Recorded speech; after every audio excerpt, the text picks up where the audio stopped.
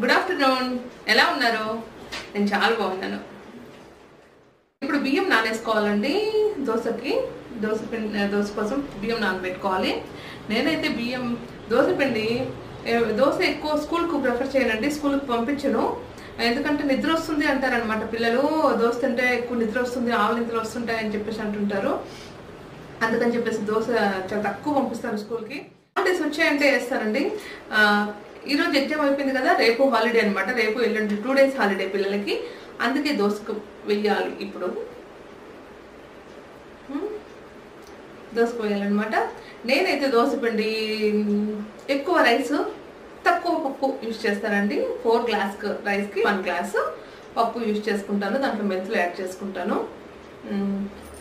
చాలా బాగుంటుందండి దోశ. నచ్చితే మీరు ట్రై చేసుకోండి.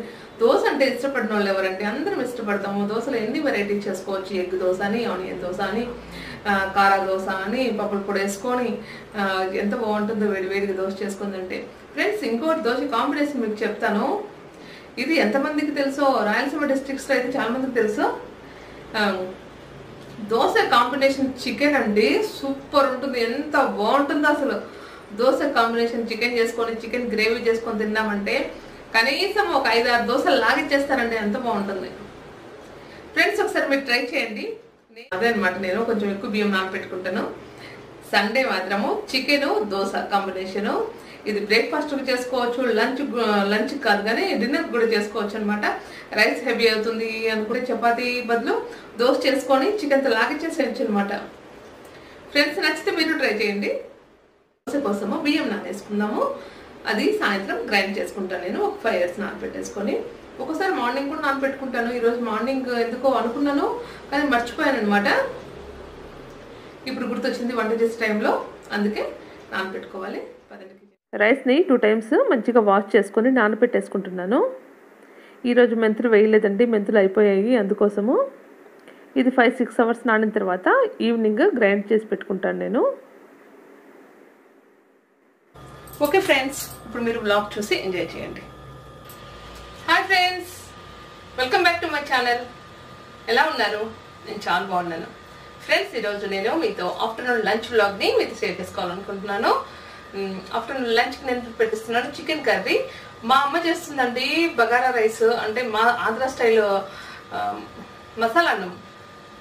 దాన్ని మేము తిరగమాత అన్నం అంటాము. తిరగమాత అన్నం చేస్తుందండి. సూపర్ ఉంటుందన్నమాట.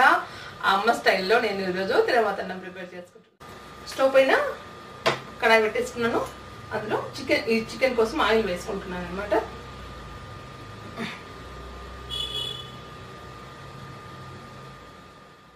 ఆనియన్స్, పచ్చిమిర్చి అన్ని కట్ చేసి పెట్టాను. దీంట్లో ఏమేమి అవసరం అవుతాయో అవి వేసేస్తున్నాను.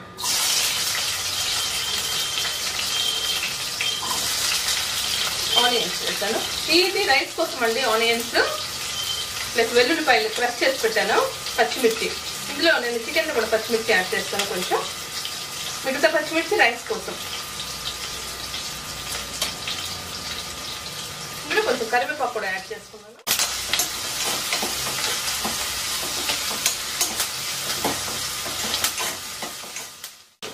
ఇప్పుడు ఇందులో యాడ్ చేసుకుంటున్నాను అల్లం వెల్లుల్లి పేస్ట్.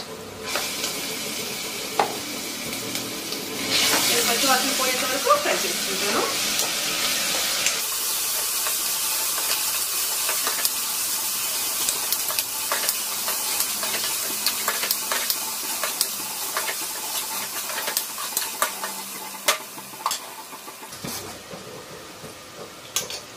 ఇప్పుడు ఇందులో చికెన్ యాడ్ చేసుకుంటున్నాను.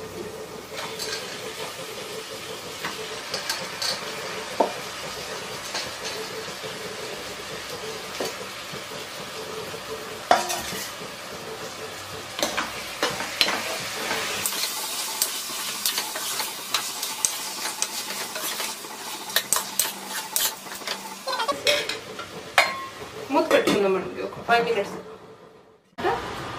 ఇందులో ఫస్ట్ బిర్యానీ ఆకు వేసుకున్నాను. తర్వాత చెక్క, లవంగాలు,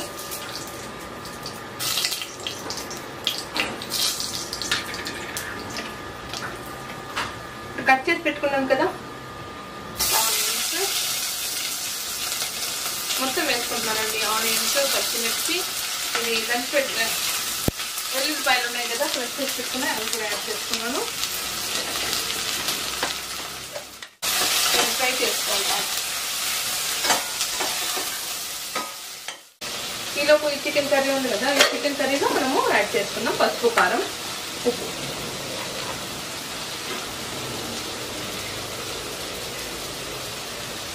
పసుపు, కారం. కారం మనం ఎంత స్పైసీగా తినగలుగుతామో అంత. మా పిల్లలకి కాదు కదా, మాకే కదా కొంచెం స్పైసీ. ఇప్పుడు సాల్ట్, కర్రీకి సరిపడా సాల్ట్ యాడ్ చేసుకుంటున్నాను.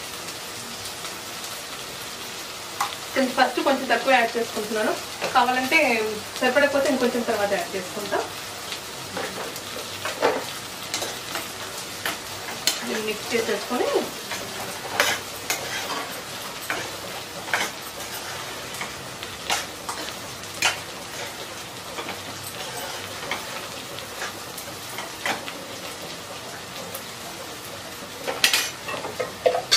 మూత పెట్టి బాయిల్ చేసుకుంటాం.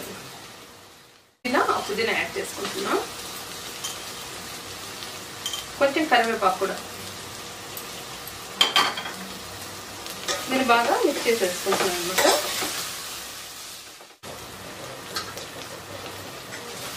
ఇప్పుడు రైస్ కోసం బాగా ఫ్రై అయిపోయిందండి. అల్లం వెల్లుల్లి పేస్ట్ యాడ్ చేస్తున్నా.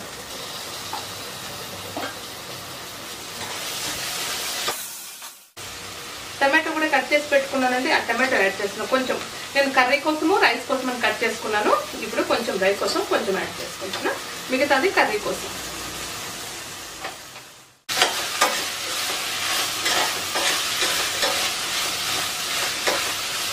ఇందులో సాల్ట్ యాడ్ చేసుకుంటాను నేను, రైస్కి సరిపడే సాల్ట్. ఇది మగ్గిపోయిందండి టమాటో ఉందో. ఇప్పుడు నేను కొంచెం ధనియా పౌడర్ యాడ్ చేసుకుంటున్నాను దీంట్లో. ఈ ధనియా పౌడర్ కొంచెం యాడ్ చేస్తే కలర్ మాత్రం మంచి కలర్ వస్తుందండి. ఆ కలర్ చూస్తేనే తినాలని అనిపిస్తుంది. ఈ ధనియా పౌడర్ వేసాను కదా, అది కూడా మగ్గిపోయింది. ఇప్పుడు నేను ఎసురు యాడ్ చేసుకుంటున్నాను. మనము రైస్ తీసుకున్న దాన్ని బట్టి 1కు 1.5 కన్నా కొంచెం ఎక్కువ యాడ్ చేసినా పర్లేదు. 2 యాడ్ చేస్తే మరీ మెత్తగా వస్తుంది, చూసుకోండి.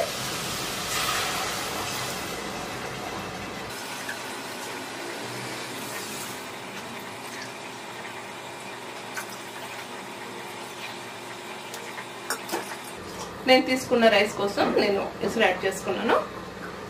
మీకు ఒకవేళ నచ్చితే మీరు తీసుకునే రైస్ని బట్టి నేను చెప్పాను కదా మెజర్మెంట్ వాటర్, అంత వాటర్ యాడ్ చేసుకోండి. ఇప్పుడు ఇది బాగా మరగాలన్నమాట, అంతవరకు మూత పెట్టేసి మరిగించేద్దాం.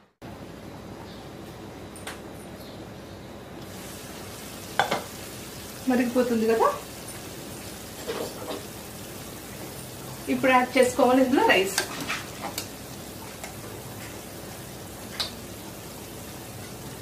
నేను చూడండి ఎలా యాడ్ చేస్తున్నాను, ఇలా యాడ్ చేసుకుంటాను. ఎందుకంటే చేతికి అంతా ఆవిరి తగులుతుంది కదా, ఆవిరి. అందుకని చెప్పేసి ఆ ఆవిరి కోసం కాలే ఛాన్స్ ఉందన్నమాట, వేడి అవుతుంది కదా చెయ్యి, అందుకోసం ఈ విధంగా యాడ్ చేసుకుంటున్నాను.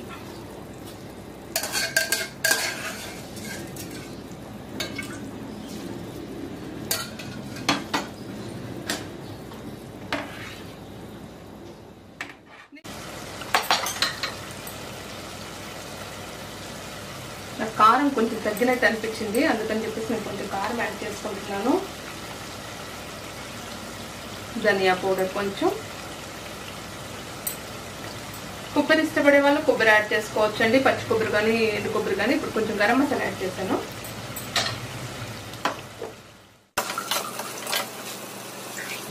కొంచెం వాటర్ యాడ్ చేస్తున్నాను అండి, కొంచెం గ్రేవీ కావాలి నాకు, రైస్కి బాగుంటుంది రైస్ గ్రేవీ. ఒక 4-5 minutes బాయిల్ చేస్తే సరిపోతుంది. ఆల్రెడీ చికెన్ చాలా వరకు బాయిల్ అయింది, ఒక 4-5 minutes. ఓకే, మూత పెట్టేసుకొని బాయిల్ చేసుకోండి.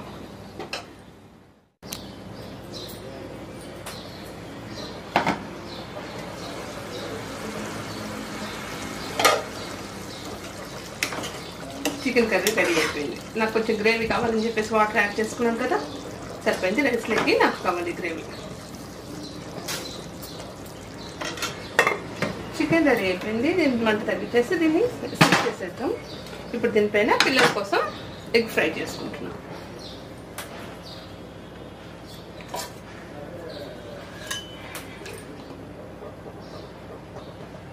ఆయిల్ యాడ్ చేసుకున్నా. నేను ఎప్పుడు చికెన్ చేసినా అండి నాకు 2 కర్రీస్ చేయాల్సి వస్తుంది.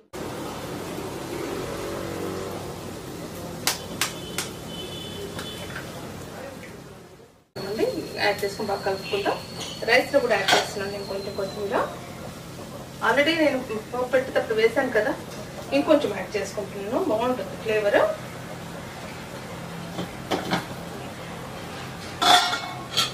దీన్ని ఒకసారి కలిపేసుకున్నాం.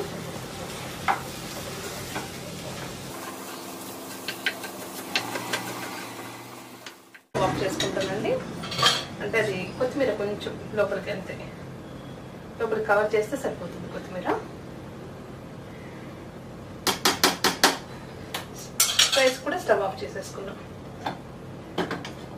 నా వంట ఫినిష్ అయిపోయింది అనమాట. ఇంత సింపుల్ లంచ్. ఎలా ఉంది ఫ్రెండ్స్? కర్రీ ప్రొసీజర్ నచ్చితే డెఫినెట్గా మీరు ట్రై చేసుకొని ఎలా వచ్చిందో కామెంట్ చేయండి. రైస్ కూడా నచ్చితే కామెంట్ చేయండి. నాకైతే బాగా ఆకలి అవుతుంది. పిల్లలు వచ్చిన తర్వాత తింటాను నేను. కొంచెం బాగుంటుంది కదా పిల్లలు వచ్చిన తర్వాత తింటే, అందుకని చెప్పేసి వెయిట్ చేస్తున్నాను. మా వారి పిల్లలు దేనికి వెళ్ళారు. ఇది రోజు సింపుల్ లంచ్ వ్లాగ్. నచ్చితే తప్పకుండా లైక్ చేయండి, షేర్ చేయండి, సబ్స్క్రైబ్ చేసుకోండి. పక్కనే ఉన్న బెల్ బటన్ యాక్టివేట్ చేసుకోండి. నా కొత్త వీడియో నోటిఫికేషన్ మీకు వస్తాయి. నెక్స్ట్ వీడియోలో మళ్ళీ కలుద్దాం. Bye bye.